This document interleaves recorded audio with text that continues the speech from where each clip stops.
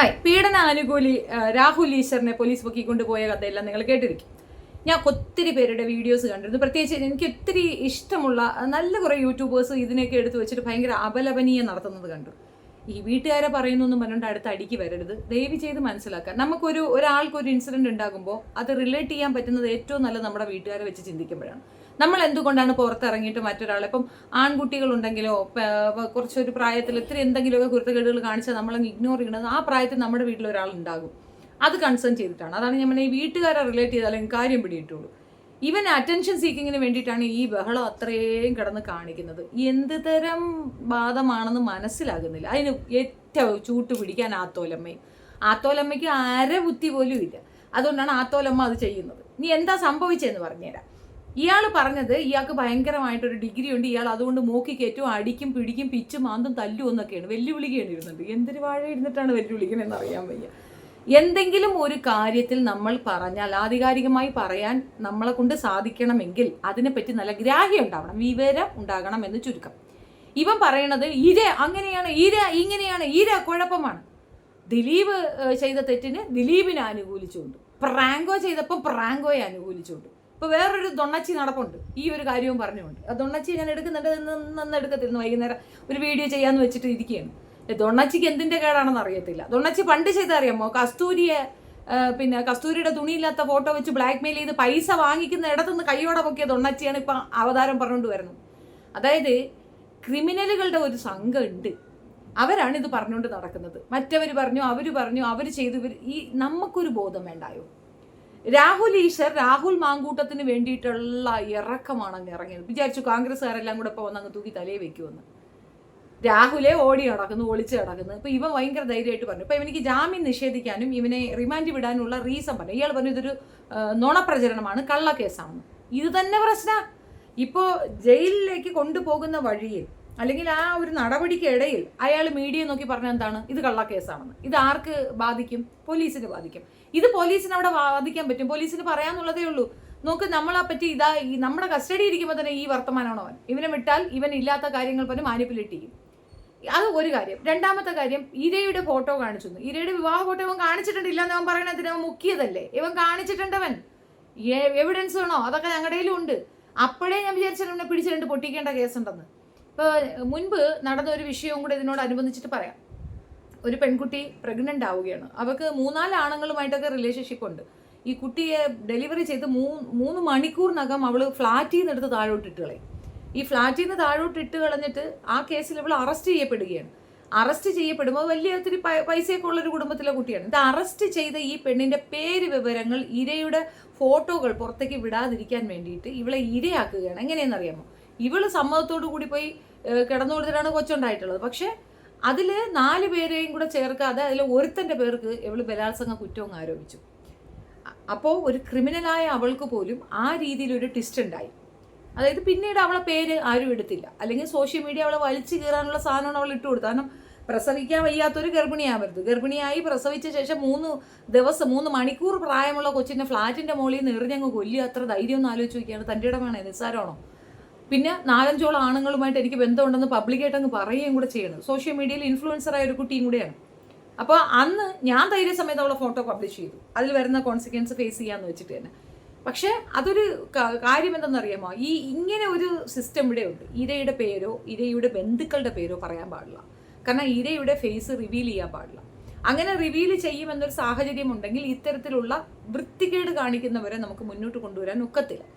അവർക്കെതിരെ സംസാരിക്കുന്നവർ പേടിക്കും. കാരണം നമ്മുടെ കുടുംബത്തിലുള്ളവർക്ക് നാണക്കേടുണ്ടാവും, ബാക്കിയുള്ളവർക്കൊക്കെ നാണക്കേടുണ്ട്. ഈ ഭയം ഉണ്ടാവും. ന്യായമുണ്ടോ എന്ന് ചോദിച്ചു കഴിഞ്ഞാൽ ഇപ്പം നമ്മൾ പോക്സോ ക്രൈം മിസ്യൂസ് ചെയ്യുന്നവരെ കണ്ടിട്ടില്ലേ? മക്കളെ വെച്ചിട്ട് മിസ്യൂസ് ചെയ്യും. നമ്മുടെ കുഞ്ഞുങ്ങളെ, ഇപ്പോൾ എൻ്റെ കുഞ്ഞിനെ പറ്റി പറഞ്ഞപ്പോൾ എനിക്കത് കൊടുക്കാം, ആ ക്രൈം കൊടുക്കാം. ഞാൻ ഒരു പരിധിവരെ ചിന്തിച്ചു. കാരണം അതൊരു നല്ല ഒരു സിസ്റ്റമാണ്. അതിനെ നിസ്സാരമായ കാര്യങ്ങളിൽ നമ്മുടെ പ്രതികാരത്തിന് വേണ്ടിയിട്ട് ഉപയോഗിക്കുന്നത് ശരിയാണോ തെറ്റാണോ എന്നുള്ളത് ചിന്തിക്കേണ്ടത് സാമാന്യബോധമാണ്. മിക്ക വക്കീലന്മാരും അത് ഉപദേശിക്കുകയും ചെയ്യും. അത് നല്ലൊരു സെക്ഷനാണ്. അതിനെ നമ്മളിങ്ങനെ മിസ്യൂസ് ചെയ്യരുത്. നമ്മുടെ പ്രതികാരം തീർക്കാൻ മറ്റെന്തെല്ലാം വഴിയുണ്ട്. അങ്ങനെ ചെയ്യരുത്. ഇത് നമ്മൾ എന്ത് ചെയ്താലും karma will slap in a very bad manner. അതൊരു ഷുവർട്ടി ഉള്ളൊരു കാര്യമാണ്. ഇനി ഈ വിഷയത്തിലേക്ക് വരാം. രാഹുൽ പറഞ്ഞ കാര്യങ്ങൾ, രാഹുലിൻ്റെ അഗ്രസീവ്നെസ്, ഇതൊക്കെ രാഹുലിന് വ്യൂ കിട്ടാൻ ചാൻസ് ഉണ്ട്. അതേസമയം രാഹുൽ പറയുന്ന ഒന്നും കറക്റ്റല്ല. ഒരു 100 വട്ടം പറയും. മെൻസസ് അസോസിയേഷൻ നടത്തുന്ന ഐത്തണ്ണന്റെ ചരിത്രം അറിയോ? ഭാര്യയെ പുറഞ്ഞെടുത്തിട്ട് അടിച്ചതിന്റെ പേരിൽ സ്വന്തം പെറ്റതള്ളവനെ പിടിച്ച് പുറത്താക്കിയാണ് ചെയ്തത്. വേറെ ലോകത്തുള്ള വേറെ ആരുമില്ല, അവൻ്റെ തള്ളങ്ങനെ പിടിച്ച് പുറത്താക്കിയത്. തള്ള പിടിച്ച് പുറത്താക്കി ആ പെണ്ണും ആ കുട്ടികളെയും അവർ പ്രൊട്ടക്റ്റ് ചെയ്യുകയാണ്. അവരുടെ വീട്ടിലുണ്ട്, ഇവനവിടെ സ്പേസ് ഇല്ല. അവൻ വിചാരിച്ചു എന്നാൽ മെൻസസ് അസോസിയേഷൻ തുറന്നാണ്. ഇവന് മെൻസസ് ആവും, അതുകൊണ്ടാണ് അസോസിയേഷൻ തുടങ്ങിയിട്ട് അതിനകത്തിരിക്കുന്നത്. അവൻ പറയുന്ന അട്ടർ ഫേക്ക് ആണെന്നുള്ളതിൻ്റെ വേറൊരു തെളിവും കൂടെ പറഞ്ഞുതരാം. സവാദ് ഗിരിഗിരിഗിരി ബസ്സിൽ കയറിയിരുന്നുകൊണ്ട് മസ്താനിയുടെ അടുത്തിരുന്നുകൊണ്ട് അവർ റോക്കറ്റ് വിക്ഷേപിക്കാൻ ഒരു ശ്രമം നടത്തി. പെണ്ണ് കൈയോടെ പൊക്കി രണ്ടങ്ങ് കൊടുത്തു, ഇറങ്ങി ഓടി. അവനെ വെളുപ്പിക്കാൻ, അവന് കഴുത്തിൽ മാല ചാർത്തി സ്വീകരിക്കാൻ പോയതാരാണ്. അതിനുശേഷം രണ്ടാമതും അവ റിപ്പീറ്റ് ചെയ്തു. എവിടെ മാല? എന്താ സ്വീകരിക്കാത്തെ? ഇവർ മിസ്റ്റേക്കൺ ആണെന്നുള്ള തെളിവ് വന്നില്ലേ? നമ്മളൊരു തെറ്റ് ചെയ്താൽ തെറ്റായിരുന്നു എന്ന് പറഞ്ഞ് അതിനെ ഏറ്റു പറയുമ്പോഴാണ് ആ വ്യക്തിത്വത്തിനൊരു നിലപാടുണ്ടെന്ന് നമ്മൾ പറയാം. നിലപാടില്ലായ്മയാണ് നമ്മളവിടെ കണ്ടത്. മെൻസസ് അസോസിയേഷൻ പ്രൊട്ടക്ട് ചെയ്യുമെന്ന് ഉണ്ടെന്ന് ഉള്ള ധൈര്യം കൊണ്ടാണ് അവൻ വീണ്ടും ബസ്സിൽ കയറി ആ വൃത്തികേട് കാണിച്ചത്. നമ്മൾ പോലീസുകാരുടെ കടുകാര്യസ്ഥത എന്ന് പറയും. എന്ത് കടുകാര്യസ്ഥത? പോലീസുകാർ ചെയ്യാവുന്നതൊക്കെ ചെയ്തു. അവനെ പിടിച്ച് ജയിലിലിട്ടിട്ടുണ്ട്, റിമാൻഡിലിട്ടിട്ടുണ്ട്, നല്ല പണിഷ്മെന്റ് കൊടുത്തിട്ടുണ്ട്. ഇതൊന്നും അവന് വേണ്ട, അത് കുഴപ്പമില്ല, ഇനി ഒന്നും കൂടെ ഇത്രയൊക്കെ ഉള്ളൂ സംഭവം എന്ന് അവന് മനസ്സിലായിട്ടുണ്ട്. സ്ത്രീകൾക്ക് നേരെ നടക്കുന്ന അതിക്രമങ്ങൾ, അതിനെതിരെ നടക്കുന്ന ശക്തമായ പോരാട്ടങ്ങൾ ഇവിടെ അനിവാര്യമായ ഒന്നാണ്. നിങ്ങളിപ്പോൾ ഡൽഹിയിൽ റീസെന്റ് നടന്നൊരു കാര്യം കേട്ടോ. 23 വയസ്സുകാരൻ 4 വയസ്സുകാരി കൊച്ചിനെ അങ്ങോട്ട് നശിപ്പിച്ചേക്കുക. അതിനെ നശിപ്പിക്കുക മാത്രമല്ല, വീഡിയോയും കൂടെ എടുത്ത് വെച്ചിട്ടുണ്ട് സൈക്കോ. കാര്യം എന്താണെന്നറിയാമോ? അയൽവക്ക ചണ്ടയാ. അയൽവക്കക്കാരനായ കുട്ടിയുടെ പിതാവുമായിട്ടുള്ള അവന്റെ വഴക്ക്. ആ വഴക്ക് അവൻ തീർത്തത് പൊടി മോളിലാണ്. 3-4 വയസ്സുള്ള പൊടി കുട്ടിയാ. ഇതൊന്നും പോരാതെ അവൻ അതിനെ ബലാത്സംഗം ചെയ്യുക മാത്രമല്ല, അതിന്റെ തലയിലേക്ക് കല്ലിട്ടാണ് അതിനെ കൊന്നു കളഞ്ഞത്. ക്രൈം ലെവൽ ഓർത്തു നോക്കൂ. അവനെ കോടതിയിലേക്ക് കൊണ്ടുവന്നപ്പോൾ നമ്മുടെ ബിസേഫി അണ്ണൻ പറഞ്ഞു കൊടുത്തെന്താണെന്നറിയാമോ? നീ ഇങ്ങനെ പറഞ്ഞാൽ മതി, ബിസേഫി അനുകൂലിയാ. അതുകൊണ്ട് അവിടെ വന്നപ്പോൾ പറഞ്ഞ എന്താണെന്നറിയാമോ? കൊച്ചിന്റെ വസ്ത്രധാരണ രീതി ശരിയല്ല, അതുകൊണ്ടാണ്. ഇവിടെ ഒരു നിയമം ഇവർ പാസ്സാക്കി കൊണ്ടുവന്നിട്ടുണ്ട്. ഈ നിയമത്തിന്റെ അടിസ്ഥാനത്തിൽ 10 വയസ്സിന് അണ്ടറിലുള്ള ഒരു കുട്ടി പീഡിപ്പിക്കപ്പെടുകയോ അതിൽ ആ കുട്ടിക്ക് മരണം സംഭവിക്കുകയോ ചെയ്താൽ തൂക്കുവധമാണ്, തൂക്കുശിക്ഷയാണ്. അതിനകത്ത് വേറെ മാറ്റമില്ല. പക്ഷെ ഈ പയ്യന്റെ കാര്യത്തിൽ അതില്ല. കാരണം കൊച്ചിന് തുണിയിൽ പ്രശ്നം ഉണ്ടായിരുന്നു, കൊച്ചിട്ടുന്ന ഡ്രസ്സ് കുഴപ്പാ.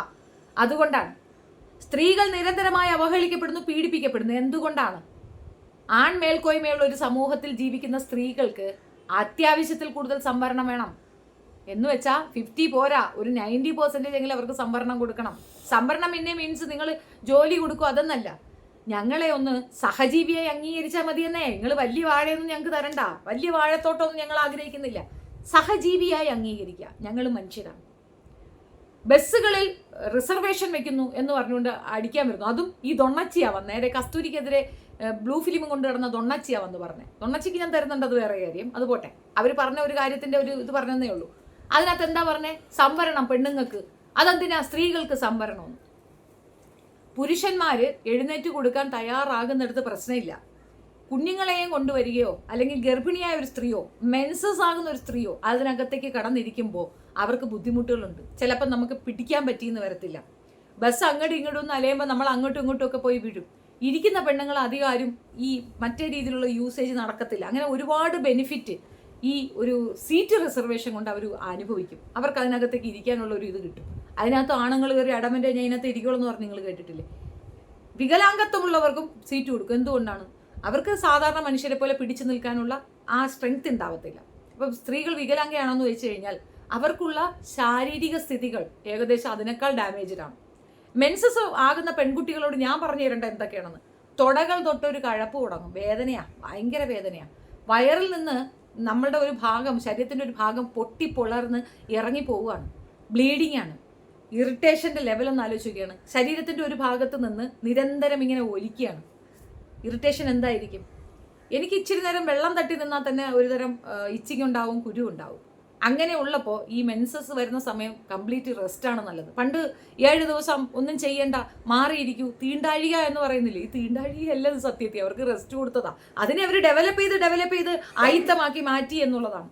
വാസ്തവത്തിൽ ആ സമയത്ത് പെൺകുട്ടികൾക്ക് വേണ്ടത് റെസ്റ്റാണ്. അതുകൊണ്ടാണ് കിണറ്റിൽ നിന്ന് വെള്ളം കോരരുത്, അവർക്ക് അങ്ങനെ അടുക്കളയിലേക്ക് അവരെ കയറ്റരുത് എന്ന് പറയുന്നത്.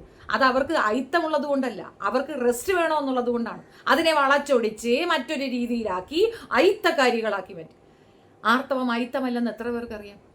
അയിത്തമല്ലത്. നമ്മളുടെ ഓരോ ജീവനും ഉണ്ടാകുന്നതിനുള്ള ബേസിക് റീസൺ ആണത്. ബയോളജി പഠിക്കണം. രേണുസുതി പറഞ്ഞ ബയോളജി ക്ലാസ്സിൽ കയറണം.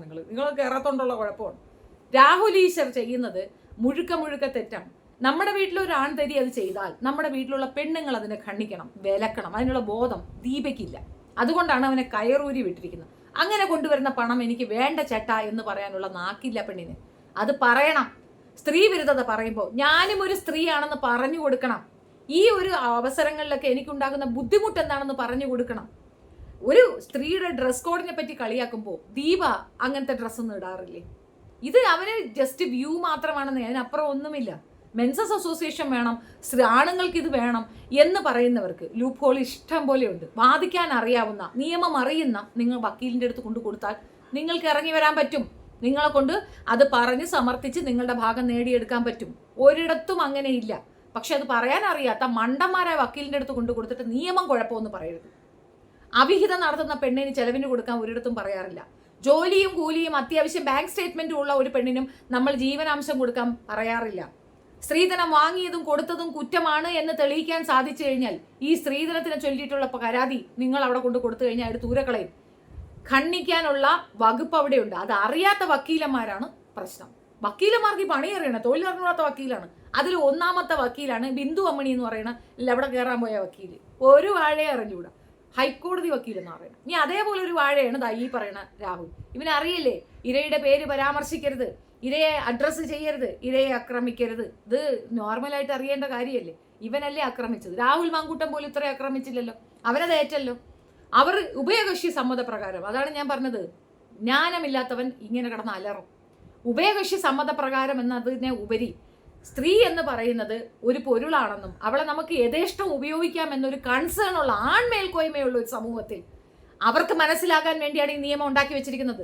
സ്വന്തം ഭാര്യ പോലും പെർമിഷൻ ഇല്ലെങ്കിൽ തുടരുതെന്ന് പറഞ്ഞാൽ തുടരുതെന്നാണ് അർത്ഥം. No means no. പറ്റില്ല എന്ന് പറഞ്ഞാൽ പറ്റില്ല. നിനക്ക് പ്രഗ്നന്റ് ആക്കാനും ഗർഭം അലസിപ്പിക്കാനും നിന്റെ ഈ ഒരു ഇതുകൊണ്ട് ഹോൾഡ് കൊണ്ട് അവളെ പേടിപ്പിക്കാനും പീഡിപ്പിക്കാനും പോയാൽ ശക്തമായി അവൾ എതിർക്കണം. അന്ന് താല്പര്യമായിരുന്നു എന്ന് വെച്ചാൽ അതെ വിവാഹം കഴിക്കുമെന്ന് വാഗ്ദാനം കൊടുത്തു, താല്പര്യമായിരുന്നു. ഇല്ല എന്ന് പറഞ്ഞ് കുഞ്ഞിനെ അലസിപ്പിക്കാനുള്ള മെഡിസിൻ കൊടുത്തിട്ടുണ്ടെങ്കിൽ അവന്റെ ആ മുഖം പുറത്തേക്ക് ചൂണ്ടിക്കാണിക്കണം. അത് അവനെ കിട്ടാൻ വേണ്ടിയിട്ടല്ലല്ലോ അവള് പറഞ്ഞ അവനെ കെട്ടണമെന്ന് പറഞ്ഞില്ലല്ലോ. എന്താ അവള് പറഞ്ഞേ? ഇവൻ ഒരു ലൈംഗിക ദാരിദ്ര്യം അനുഭവിക്കുന്ന ഒരു വൃത്തികെട്ട നരാധമനാണ്. ഒരു പെണ്ണും ഇനി ഇവന്റെ പുറത്ത് പോയി വീഴരുത്. ഇവൻ ഒരു ജനപ്രതിനിധിയാകാനുള്ള യാതൊരു യോഗ്യതയും ഇല്ലാത്തവനാണ്. എന്താ തെറ്റ്? പറഞ്ഞതിൽ എന്താ കുഴപ്പം? രാഷ്ട്രീയം നീക്കി വെക്കൂ. ഞാൻ ചോദിക്കട്ടെ, രാഹുൽ മാങ്കൂട്ടത്തിനെ തൂക്കി തലയിൽ വെച്ചുകൊണ്ട് നടന്ന് ഈ രാഷ്ട്രീയം പറയുന്ന ഈ വൃത്തികെട്ട ജന്തുക്കളോട് എന്റെ ഒരു ചോദ്യമാണ്, ഒരു സിമ്പിൾ ക്വസ്റ്റ്യൻ. ഇപ്പം നടക്കുന്ന എത്ര വിഷയങ്ങളുണ്ട് ഈ പാർട്ടി താഴെ വീഴാൻ? എന്തെല്ലാം സബ്ജക്ട്സ് ഉണ്ട്. ഈ മുകേഷിന്റെ കേസ് വന്നപ്പോ എവിടെ പോയിരുന്നു? എന്തുകൊണ്ട് മുകേഷിനെതിരെ ശക്തമായിട്ട് ഇറങ്ങിയില്ല? ഇറങ്ങണമല്ലോ. അവനെ അറസ്റ്റ് ചെയ്യാത്തതിനെതിരെ എന്തുകൊണ്ട് സെക്രട്ടേറിയറ്റ് പഠിക്കൽ ഒരു ബഹളം ഉണ്ടാക്കിയില്ല? അതിനൊന്നും നിങ്ങൾക്ക് വയ്യ. അതേപോലെ അവിടെ ശബരിമലയിൽ ഇരുന്ന ഈ സ്വർണ്ണ മോഷണം, എന്തുകൊണ്ട് അതിന് ആക്ഷൻ എടുക്കുന്നില്ല? അതിന് കൃത്യമായി അതിന്റെ കാര്യങ്ങളിലേക്ക് ഇറങ്ങാത്ത എന്തുകൊണ്ടാണ്? അത് ഒരു വിഭാഗത്തിന്റെ മാത്രം പ്രശ്നമല്ല. ശബരിമല ഒരു വികാരം തന്നെയാണ്. അതുകൊണ്ടാണ് ശബരിമലയെ കൺസേൺ ചെയ്തുകൊണ്ട് ഈ ആർത്തവ ലഹളയും ബാക്കിയുള്ളതും ഉണ്ടാക്കിയെടുത്തത്. അവിടെ തൊട്ടാലേ ഇവറ്റകൾക്ക് നോവൂ. അതിനു വേണ്ടിയിട്ട്. അപ്പൊ എന്തുകൊണ്ട് അന്ന് ആക്ഷൻ എടുത്തില്ല? എന്തുകൊണ്ട് അതിനു വേണ്ടിയിട്ട് എടുത്തില്ല? ഇപ്പൊ നടക്കുന്ന ഈ വിഷയം, ആ ഒരു സംഗതി, ആ സ്വർണ്ണക്കൊള്ള ഒളിച്ചു വെക്കാൻ വേണ്ടിയിട്ടല്ലേ രാഹുൽ മാങ്കൂട്ടത്തിന് പിറകെ ഇങ്ങനെ നടക്കുന്നത്? സത്യത്തിൽ ഇവര് ലിങ്ക്ഡ് അല്ലേ? മണ്ടരാരാണെന്ന് അറിയാമോ? നമ്മൾ ജനങ്ങളാ, മണ്ടന്മാരാണ് നമ്മൾ. ഈ ഒരു രാഷ്ട്രീയ കുത്തിത്തിരിപ്പിൽ നമ്മൾ പോയി ചാടി കൊടുത്തു. ഈ കോൺഗ്രസ്സുകാർ ഒരു പ്രതിപക്ഷത്തിരിക്കാൻ പോലും യോഗ്യതയില്ലാത്തവരെന്ന് ഞാൻ പറയും. പ്രതിപക്ഷം എങ്ങനെ ഉണ്ടാവണമെന്ന് അറിയാമോ? നിങ്ങൾ കമ്മ്യൂണിസ്റ്റുകാർ പ്രതിപക്ഷത്ത് വരുമ്പോൾ നോക്ക്, അപ്പം മനസ്സിലാവും. ഒരു ദിവസം സമാധാനമായിട്ട് നിങ്ങൾ അവിടെ ഇരുന്ന് ഭരിക്കൂല. കൊട്ടുക്കോയ പറ്റുകൾ ഒന്നിനു മുമ്പേ ഇറങ്ങും. അതൊക്കെ BS-നെയൊക്കെ കണ്ടുപിടിക്കണം. തൊട്ടാ പിടിക്കുവര്.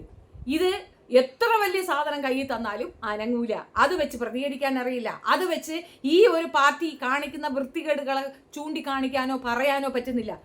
യഥാർത്ഥത്തിൽ കമ്മ്യൂണിസ്റ്റുകാർക്കിടയിൽ പോലും ശത്രുതയാണ്. അവർക്കിടയിൽ പോലും ഇത്തരത്തിൽ പിണറായി വിജയൻ മകൾ പാസത്തിൽ നടത്തുന്ന ഈ വൃത്തികേടുകൾക്ക് എഗൻസ്റ്റ് ആണ്. പക്ഷേ എന്ത് ചെയ്യാം? അപ്പുറത്ത് നിൽക്കുന്ന പ്രതിപക്ഷം നിഷ്ക്രിയമാണ്. അത് പറയുന്നതിന് പകരം മെൻസസ് അസോസിയേഷനെ തൂക്കിക്കൊണ്ടുവരുന്ന ഈ വാഴയും വെച്ചിട്ടാണ് കുറെ എണ്ണം വീഡിയോ ചെയ്യുന്നത്. നിങ്ങൾക്ക് ബോധമില്ലേ? എന്താണ് രാഷ്ട്രീയം എന്ന് അറിയത്തില്ലേ? എന്താ പറയുന്നതെന്ന് മനസ്സിലാകുന്നില്ലേ? ഇവൻ എവിടെ നോക്കിയാലും ഏത് സ്ഥലത്ത് നോക്കിയാലും ഒരു പീഡനം നടന്നിട്ടുണ്ട്, പീഡനാനുകൂലി. രാഹുലിന് പറ്റിയ പേരതാണ്, പീഡനാനുകൂലി. ആരെ പീഡിപ്പിച്ചാലും അവന്റെ അമ്മയെ പീഡിപ്പിച്ചാലും അവനൊരു കുഴപ്പമില്ല. അതാണ് അവന്റെ ഉദ്ദേശം. അങ്ങനെയാണോ പറയുക? സവാദിനെ സപ്പോർട്ട് ചെയ്ത മെൻസസ് അസോസിയേഷൻ തന്നെയല്ലേ സവാദൻ ഇപ്പൊ നടത്തിയത് ശരിയാണെന്ന് പറയുന്നുണ്ടോ? ആ പെണ്ണിനോട് മാപ്പ് പറഞ്ഞോ? ആയിത്ത് നിങ്ങൾ ആരെങ്കിലും ചോദ്യം ചെയ്തോ? മസ്താനിയോട് മാപ്പ് പറയണ്ടേ ചെയ്ത വൃത്തികേടിന്? അവൻ വീണ്ടും അത് ചെയ്തിട്ടുണ്ട്. ഇപ്പൊ അബദ്ധമാണോ പറ്റിയത്? അതോ ഇത്തവണയും മസ്താനിയെ പോലൊരു പെണ്ണിന് തെറ്റുപറ്റിയോ? അതോ ആ പെണ്ണിന്റെ വേറെ ബോർഡ്സ് അന്വേഷിച്ച് നിങ്ങൾ പോയില്ലേ? അവൾ തുണിയില്ലാതെ നടന്നു എന്ന് പറഞ്ഞുകൊണ്ട് ചെയ്യാൻ പോയില്ലേ? എന്തുകൊണ്ട് പോയില്ല? അവൻ ഇനിയും ചെയ്യും. നമ്മളാണ് ഗോവിന്ദചാമിമാരെ വളർത്തുന്നത്. നമ്മളെ കൊണ്ട് പറ്റുന്നില്ല. അതുകൊണ്ടാണ് ഇത്. ഒരു പെണ്ണായി നിന്ന് ഇത്രയും പറഞ്ഞില്ലെങ്കിൽ മോശം തോന്നിയത് കൊണ്ട് പറഞ്ഞതാണ്. പെണ്ണുങ്ങൾക്ക് മാത്രം മനസ്സിലാവുന്ന ഒരു കാര്യം മോളസ്റ്റേഷൻ എത്രത്തോളം വൃത്തികെട്ടതാണെന്ന്. ഈ റീസെന്റ് നമ്മുടെ ഈ കിക്കിന്റെ സംഘടനയുടെ തലപ്പത്തിരുന്ന മറ്റവൻ ഒരു വേല ചെയ്തു. തൊട്ടു തലോടി അങ്ങ് വിട്ടു ആ പെൺകുട്ടിയെ, ഭർത്താവിനെ പുറത്ത് നിർത്തിയിട്ട്. ഒരു മലയാളി കുട്ടിയാണെങ്കിൽ മിണ്ടാതിഞ്ഞ് പോരും, കരയും. അവൻ എന്ത് പറയുമെന്നറിയാം? സാരലടി പോട്ടെ, ആരും കണ്ടില്ലെന്ന് പറയും. അതേസമയം ആ പെണ്ണ് അങ്ങനെയല്ല, അത് സൗദി പൗരയാ.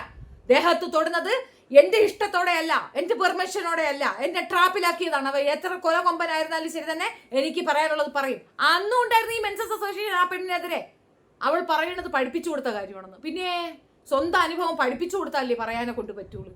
ഓരോ പെൺകുട്ടികളും വന്ന് പറയുമ്പോൾ ഇരയാക്കപ്പെട്ട പെണ്ണിനെ അഡ്രസ്സ് ചെയ്തുകൊണ്ട് ഈ വൃത്തികേട് പറയണ ഇവന് കിട്ടിയ ശിക്ഷ കുറഞ്ഞു എന്നേ ഞാൻ പറയുള്ളൂ. എന്റെ നേർക്കം കാണാൻ രാഹുൽ വന്ന അടി ഞാൻ പറ്റിക്കും, അതിൽ തർക്കമില്ല. എന്താണെന്നറിയാമോ? ഒരു അല്പമെങ്കിലും ഉളുപ്പമാനം ഉണ്ടെങ്കിൽ ഈ ഒരു വിഷയം അഡ്രസ്സ് ചെയ്തുകൊണ്ട് ഇങ്ങനെ നിൽക്കത്തില്ല. ഇതൊന്നും പോരായിട്ട് ജനം TV ആണ് ഇത് കൊണ്ടുവന്നതെന്ന്. ആ ജനം TV നല്ല പ്രതിപക്ഷമാ, അത് നല്ല പ്രതിപക്ഷമാ. അതുകൊണ്ടാണ് അവരത് സംസാരിച്ചത്. സംസാരിക്കേണ്ട വിഷയങ്ങൾ സംസാരിക്കാനാണ് പ്രതിപക്ഷത്ത് ആളെ വെച്ചിരിക്കുന്നത്. അവർ സംസാരിക്കണം. ഇതുകൊണ്ട് ബെനിഫിറ്റ് ഉണ്ടാക്കുന്നത് ജനങ്ങൾക്കാണ്. അതിനെയാണ് ജനാധിപത്യം എന്ന് പറയുന്നത്. അല്ലാതെ ഭരണ നേതൃത്വത്തിൽ കയറിയിരിക്കുന്ന ഒരു വ്യക്തി പറയുന്നതെല്ലാം നമ്മൾ അങ്ങ് അംഗീകരിക്കുക, അവർ പറയുന്നത് റാൻ മൂളി ഇരിക്കുക എന്നതല്ല ജനാധിപത്യം. ജനങ്ങൾക്ക് വിവിധ അഭിപ്രായങ്ങൾ ഉണ്ടാവും. വിവിധ മേഖലകളിലുള്ള മനുഷ്യരുണ്ട്, പല അഭിപ്രായക്കാരാണ്, പല സംസ്കാരമുള്ളവരാണ്. അവർ എല്ലാവരും ചേർന്നതാണ് ഈ രാജ്യം. ഒരാൾക്ക് മാത്രമല്ല. അവരവിടെ കയറി മര്യാദയ്ക്ക് ഇരിക്കുന്നുണ്ടെങ്കിൽ ഇപ്പുറത്തിരിക്കുന്നവർ അത് മര്യാദയ്ക്ക് പണിയെടുക്കുന്നത് കൊണ്ടാണ്. ഇവിടെ പ്രതിപക്ഷമുണ്ടെന്നും നമ്മൾ എന്ത് കെടുകാര്യസ്ഥത കാണിച്ചാലും ചോദ്യം ചെയ്യാൻ അപ്പുറത്ത് ആളുണ്ടെന്നുള്ളത് ഒരു തിരിച്ചറിവാണ് ഭരിക്കുന്നവർക്ക്. അവരപ്പം മര്യാദയ്ക്ക് ഭരിക്കും. കൈയിട്ട് വാരൽ കുറയും. ബെനിഫിറ്റ് ആർക്കാണ്? ജനങ്ങൾക്കാണ്. ആ ജനങ്ങൾക്ക് കൃത്യമായ രീതിയിൽ ജനപ്രതിനിധിയായി നിന്നുകൊണ്ട് കാര്യങ്ങൾ ചെയ്യുന്നതിന് പകരം ഈ ഒരു വൃത്തികേട് ചെയ്ത ഇവനെ പിടിച്ച് പൂട്ടിയിടുന്നതിന് പകരം അവൻ അങ്ങോട്ടോടി, അവൻ ഇങ്ങോട്ടോടി, അവനെ മറ്റിടത്തോടി. ഇനിയിപ്പം മീഡിയാസ് ഇറങ്ങേണ്ടി വരും അവനെ പിടിക്കാൻ. പോലീസ് പിടിക്കൂല, ഇനി മീഡിയാസ് ഇറങ്ങണം. അതാണ് ഞാൻ പറഞ്ഞ അന്തർധാര സജീവമാണ്. അവനെ പിടിക്കുന്നതിന് വരെ ഇവനെ പിടിച്ചു എന്ന് പറയുന്നതിനോടാണ് എനിക്ക് വിയോജിപ്പ്. രാഹുൽ ഈശ്വറിനെ പിടിച്ചത് രാഹുൽ മാങ്കൂട്ടത്തിനെ കിട്ടാത്തത് കൊണ്ടല്ല, രാഹുൽ മാങ്കൂട്ട ഒളിച്ചടക്കുകയാണ്. രാഹുൽ ഈശ്വറിനെ പിടിച്ചതിന്റെ റീസൺ അവന്റെ കയ്യിരിപ്പ് കൊണ്ടുവരാണ്. പിന്നെ എന്തിനാണ് അവനെ പിടിച്ച് റിമാൻഡിൽ വിട്ടത്? അവൻ പുറത്തിറങ്ങിയ തെളിവ് നശിപ്പിക്കുമെന്ന്. അതിന്റെ കാരണം എന്താണെന്നറിയാം? പടുവിഠിയാണ്. അതുകൊണ്ടായിരുന്നു പറഞ്ഞേ പോലീസ് ഇപ്പോൾ വരും, ഞാനേ ലാപ്ടോപ്പ് എടുത്ത് വിളിച്ചു കേട്ടോ. തെളിവല്ലേ? APPക്ക് ഈസി ആയിട്ട് ജാമ്യം നിഷേധിക്കാൻ പറ്റത്തില്ലേ? ഇവനെ പുറത്തു വിട്ട് കഴിഞ്ഞാൽ ഇവൻ തെളിവ് നശിപ്പിക്കും. ആ പെൺകുട്ടിയുടെ ഫോട്ടോ ഇവൻ പബ്ലിഷ് ചെയ്തത് കൊണ്ടല്ലേ പോലീസ് കേസ് എടുത്തത്? കള്ള കേസാ. ഇവൻ ഇരുന്നു കൊണ്ട് പോലീസ് അധികാരികളുടെ ഇടയിൽ ഇരുന്നുകൊണ്ടാണ് ഈ വർത്താനം പറയണത്.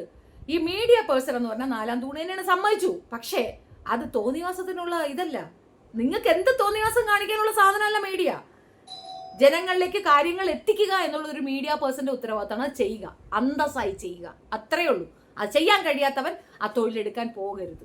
രാഹുൽ ഈശ്വർ ഒരു വൻ പരാജയമാണ്. എനിക്കത് പല പ്രാവശ്യം ബോധ്യപ്പെട്ടതാണ്. ഇസ്ലാമിസ്റ്റുകൾ സപ്പോർട്ട് ചെയ്യുമെന്നുള്ള ഒരു പ്രതീക്ഷയിലാണ് ഈ തുള്ളൽ അത്രയും തുള്ളിയത്. അവരാരും അനങ്ങാതിരുന്നപ്പോൾ ലാസ്റ്റ് മിനിറ്റിൽ ഇസ്ലാമിയരെ ഇളകൂ എന്ന് പറഞ്ഞൊരു വീഡിയോ കൂടെ ചെയ്തിട്ട് ഒരു പട്ടിച്ചതനം തിരിഞ്ഞു നോക്കിയിട്ടില്ല എന്നുള്ളതാണ്. ധൈര്യസമേതം ഇരുന്നു കൊണ്ട് അലറുമ്പോൾ അലറുന്നതിൻ്റെ വസ്തുത എന്താണെന്നും കൂടെ മനസ്സിലാക്കണം. ഒരു വിചിത്തനം എപ്പോഴും നല്ലതാണ് രാഹുൽ. ഏതായാലും എനിക്ക് ഭയങ്കര സന്തോഷമായി. Thank you. നിങ്ങളുടെ അഭിപ്രായം കമൻറ്റ് രേഖപ്പെടുത്തുക. വീഡിയോ ഇഷ്ടപ്പെടുകയാണെങ്കിൽ like, share and subscribe my channel. Thank you.